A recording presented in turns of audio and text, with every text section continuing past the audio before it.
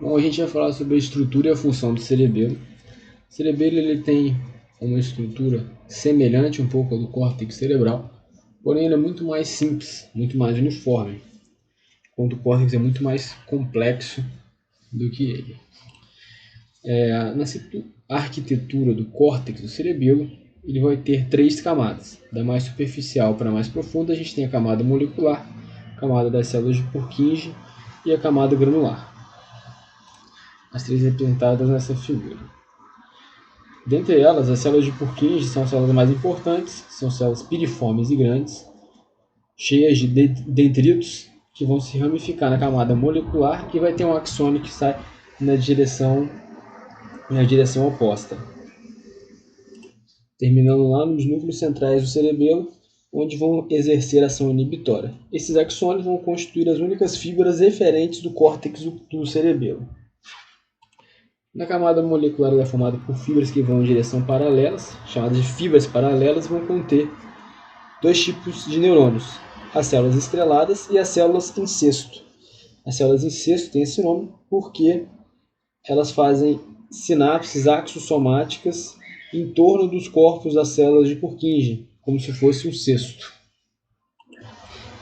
Já na camada granular, ela é constituída pelas células granulares, são muito pequenas, são as menores células do corpo humano, com citoplasma muito reduzido, são extremamente numerosas. Tem vários dendritos e um axônio apenas que atravessa a camada das células de Purkinje e, ao atingir a camada molecular, ela bifurca numa forma de T, no formato de T. Os ramos dessa bifurcação constituem as chamadas fibras paralelas que se dispõem paralelamente ao eixo da folha cerebelar. Aqui na figura representando esse esquema, com a fibra paralela lá na camada molecular das células granulares, e ela vai estabelecer sinapse com os dendritos das células de Purkinje, com a disposição semelhante a postes de luz. E na camada granular a gente vai ter também as células de Golgi, que é outro tipo de neurônio com ramificações muito amplas também, parecido com a célula granular, que também tem muitas ramificações. Nessa figura esquemática a gente também vê a divisão das camadas, molecular, camada das células de Purkinje, a camada granular, e é representado também os tipos de células, né? A célula em cesto, fazendo conexão com a célula de Purkinje, que tem um axônio eferente. Aqui representada também a célula de Golgi, da camada granular. E o cerebelo vai ter também suas conexões intrínsecas. As fibras que vão penetrar no cerebelo vão se dirigir ao córtex, e elas são de dois tipos. A gente tem as fibras musgosas e tem as fibras trepadeiras. As trepadeiras são axônios de neurônios situados no complexo olivar inferior, enquanto as fibras musgosas vão representar terminações dos demais feixes que vão penetrar no cerebelo. As duas são glutaminérgicas. As fibras trepadeiras têm esse nome porque terminam enrolando-se ao redor dos dendritos das células de Purkinje, onde exercem uma ação excitatória. Já as musgosas, as fibras musgosas, elas ao penetrar no cerebelo vão emitir ramos colaterais que fazem sinapses excitatórias com os neurônios dos núcleos centrais. Em seguida, elas vão em direção à camada granular, onde fazem sinapses excitatórias com células granulares. Essas células granulares, através das fibras paralelas, elas vão se ligar às células de Purkinje e vão constituir um circuito cerebelar básico. Sendo assim, o impulso que chega pelas fibras musgosas ativam sucessivamente os neurônios dos núcleos centrais, as células granulares, as células de Purkinje, e as quais vão exercer um efeito inibitório sobre os próprios neurônios dos núcleos centrais. A célula de Purkinje vai ter esse efeito inibitório. O circuito é formado pela união das células granulares com as células de Purkinje e é modulado pela ação de outras três células inibitórias, que são as células de Golgi, as células em cesto e as células estreladas. Tais células, assim como as células de Purkinje, agem através do GABA. Já a célula granular é a única excitatória do córtex cerebelar cujo seu neurotransmissor vai ser o glutamato. Sendo assim, a célula de Purkinje ela vai receber diretamente vai receber sinapses diretas das fibras trepadeiras e vai receber um estímulo indireto das fibras musgosas, conforme o esquema do circuito cerebelar. E o cerebelo vai ter também seus núcleos centrais e o corpo medular cerebelo. São os seguintes os núcleos. Tem o núcleo denteado, um núcleo emboliforme, um núcleo globoso e um núcleo fastigial. Representados aqui nessa figura. Núcleo fastigial, núcleo denteado, núcleo emboliforme, corpo medular cerebelo e o núcleo globoso. O núcleo fastigial localiza-se bem no plano mediano, em relação com o ponto mais alto do teto, tem relação com o ponto mais alto do teto do quarto ventrículo. O núcleo denteado é o maior dos núcleos, vai se assemelhar ao núcleo ulivar inferior e vai se localizar mais lateralmente. Entre o núcleo fastigial e denteado se localizam os núcleos globoso e emboliforme. Esses dois são bastante semelhantes, sendo até difícil separar os dois e sendo agrupados funcionalmente sob o nome de núcleo interpósito. Dos núcleos centrais a gente vai ter fibras que saem, fibras eferentes, e elas vão levar axônios para as células de Purkinje e colaterais para as fibras musgosas. Aqui é o esquema do circuito básico do cerebelo que a gente falou. Temos a fibra musgosa e a fibra trepadeira, célula de Purkinje. A célula de Purkinje ela é estimulada diretamente pela trepadeira e indiretamente pela musgosa, que excita a célula granular, que segue pelas suas fibras paralelas e que excita a célula de Purkinje através das fibras paralelas, e essa, por sua vez, inibe o neurônio dos núcleos centrais, que sofre a ativação das fibras musgosas. E vai ter também o corpo medular do cerebelo, que é constituído de substância branca, por fibras mielínicas, que são principalmente as fibras aferentes ao cerebelo e as fibras formadas pelos axônios das células de Purkinje. As fibras aferentes ao cerebelo elas penetram pelos pedúnculos cerebelares e vão se dirigir ao córtex cerebelar, onde ali vão perder a banha de mielina.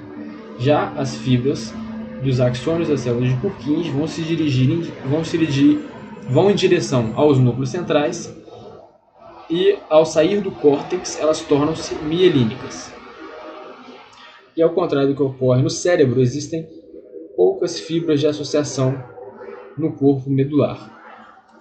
O corpo medular está localizado aqui, essa área de substância branca cerebelar. O cerebelo é dividido funcionalmente em três partes: o vestíbulo cerebelo, o espino cerebelo e o cérebro cerebelo. O vestíbulo cerebelo compreende o lobo flóculo nodular e tem conexões com o núcleo fastigial e os núcleos vestibulares. O espino cerebelo compreende o vermes e a zona intermediária, tem conexões com a medula. O cérebro cerebelo compreende a zona lateral e tem conexões com o córtex cerebral. Então, na zona intermédia e medial, a gente vai ter o espino cerebelo, na zona lateral, o cérebro cerebelo, e no lobo flóculo nodular, a gente vai ter o vestíbulo cerebelo, aqui na região do flóculo. Um princípio geral, ao contrário do córtex cerebral, é que o cerebelo ele vai influenciar os neurônios motores do seu próprio lado. Para isso, as suas vias, quando elas não são homolaterais, elas sofrem um duplo cruzamento, voltando para o mesmo lado. Isso tem importância clínica, pois a lesão de um hemisfério cerebelar dá sintomas do mesmo lado. Bom, vamos falar então do vestíbulo cerebelo e suas conexões aferentes. As conexões aferentes chegam pelo fascículo vestíbulo cerebelar, que tem origem nos núcleos vestibulares, se distribuem ao lóbulo flóculo-nodular, trazendo informações da parte vestibular do ouvido interno, da posição da cabeça, do equilíbrio e da postura. Aqui é a figura representativa, mostrando aqui o trato espinocerebelar, chegando no espino cerebelo, chega através do pedúnculo cerebelar superior e através do pedúnculo cerebelar inferior, nas duas regiões do espinocerebelo. E a gente vai ter o trato espinocerebelar anterior e espinocerebelar posterior para levar essa informação.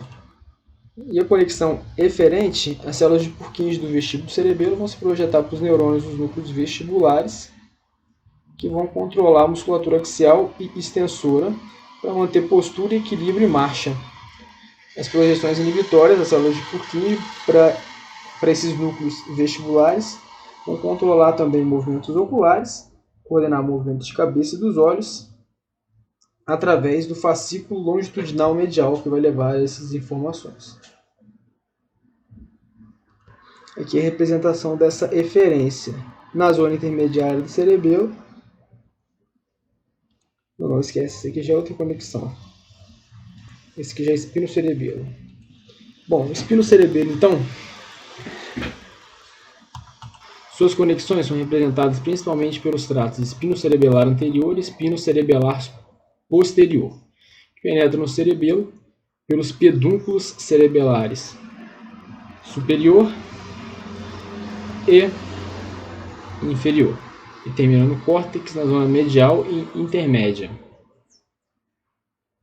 Bom, teve um erro também que essa figura também representa o espinocerebelo, então não temos figuras do vestíbulo cerebelo. E ela foi falada como se fosse do vestíbulo cerebelo. Então tá. Eles entram no cerebelo pelo pedúnculo cerebelar superior e inferior e terminam no córtex na zona medial e intermédia. Através do trato espinocerebelar posterior, o cerebelo recebe sinais sensoriais proprioceptivos somáticos que lhe permitem avaliar o grau de contração dos músculos e tensão muscular. O trato espinocerebelar anterior, suas fibras são ativadas pelos sinais motores que chegam à medula pelo trato córtico-espinhal, permitindo ao cerebelo avaliar o grau de atividade nesse trato. As conexões eferentes do espinocerebelo. Os axônios das células de Purkinje da zona intermédia fazem sinapse com o núcleo interpósito, de onde vão sair as fibras para o núcleo rubro, para o tálamo, do lado contralateral, e o cerebelo vai influenciar esses neurônios motores pelo trato rubro-espinhal, pela via interpósito rubro-espinhal. Já os impulsos que vão para o tálamo vão seguir para as áreas motoras do córtex por outra via, a via interpósito tálamo cortical. O cerebelo vai ter influência sobre esses neurônios motores da medula, do mesmo lado. Sua ação no núcleo interpósito sua ação no núcleo interpósito se faz diretamente sobre os neurônios motores do grupo lateral da coluna anterior, que controlam a musculatura distal dos membros responsáveis por movimentos mais delicados. Os axônios das células de Purkinje da zona medial fazem sinapse com o núcleo fastigial, de onde sai um trato fastígio-bulbar com dois tipos de fibras, a fastígio vestibular e a fastígio reticular. As primeiras fazem as sinapses com núcleos vestibulares através do trato vestíbulo-espinhal e se projetam sobre os neurônios motores. A segunda vai terminar na formação reticular, onde os impulsos atingem os tratos retículo-espinhais, os neurônios motores. Onde os impulsos atingem pelos tratos retículo-espinhais os neurônios motores. Em ambos, a influência do cerebelo se exerce sobre os neurônios motores do grupo medial da coluna anterior, os quais controlam a musculatura axial e proximal dos membros para manter equilíbrio e a postura. E também temos o cérebro cerebelo, que tem as suas conexões aferentes. As fibras pontinas, chamadas também de pontos cerebelares, elas têm origem nos núcleos pontinos, penetram no cerebelo pelo pedúnculo cerebelar médio, distribuindo-se ao córtex da zona lateral dos seus hemisférios. Fazem parte da via córtico-ponto cerebelar, através do qual chegam ao cerebelo informações das áreas motoras e não motoras do córtex cerebral. A projeção córtico-ponto cerebelar tem mais fibras do que a projeção córtico-espinhal. E tem também as conexões eferentes, onde os axônios das células de Purkinje da zona lateral do cerebelo fazem sinapse no núcleo denteado, e onde os impulsos seguem para o tálamo do lado oposto e daí para as áreas motoras do córtex cerebral através da via dento-tálamo cortical. Através desse trato, o núcleo denteado participa da atividade motora agindo sobre a musculatura distal, responsável por movimentos mais delicados. Bom, em relação às funções do cerebelo, as principais funções são a manutenção do equilíbrio, postura, controle de tônus muscular, controle de movimentos voluntários, aprendizagem motora e até em funções cognitivas específicas. Em relação ao controle de tônus, um dos sintomas que a gente tem em algumas condições é a descerebralização, que é a perda do tônus muscular, que acontece por lesão dos núcleos centrais, em especial do núcleo denteado. Em relação ao controle dos movimentos voluntários, as lesões do cerebelo têm como sintomatologia grave a ataxia, que é a falta de coordenação, onde a gente tem erros na força, na extensão e na direção do movimento. O mecanismo que o cerebelo usa para controlar o movimento tem duas etapas: o planejamento do movimento e a correção do movimento já em execução. O planejamento é feito pelo cérebro-cerebelo, pela via córtico-ponto cerebelar, que mostra a intenção do movimento, e o plano motor, que é enviado pela via dento-tálamo cortical. Essas são as áreas pré-motoras e a área motora suplementar. É informada, então, a característica do movimento em execução através da via interpósito-tálamo cortical, que vai fazendo correções durante a execução do movimento. Um fato interessante é que em movimentos muito rápidos, os movimentos balísticos, apenas o cérebro-cerebelo é ativado, porque o movimento é tão rápido que não dá tempo de fazer a correção. Não há tempo do espino-cerebelo receber informação sensorial que permite corrigir o movimento. O cerebelo também é muito importante na aprendizagem motora. Quando a gente executa a mesma atividade motora várias vezes, a gente consegue fazer ela com mais rapidez, com menos erros. O cerebelo ele vai participar desse processo através das fibras olivocerebelares. Ele também tem funções não motoras, funções cognitivas, que são executadas principalmente pelo cérebro-cerebelo.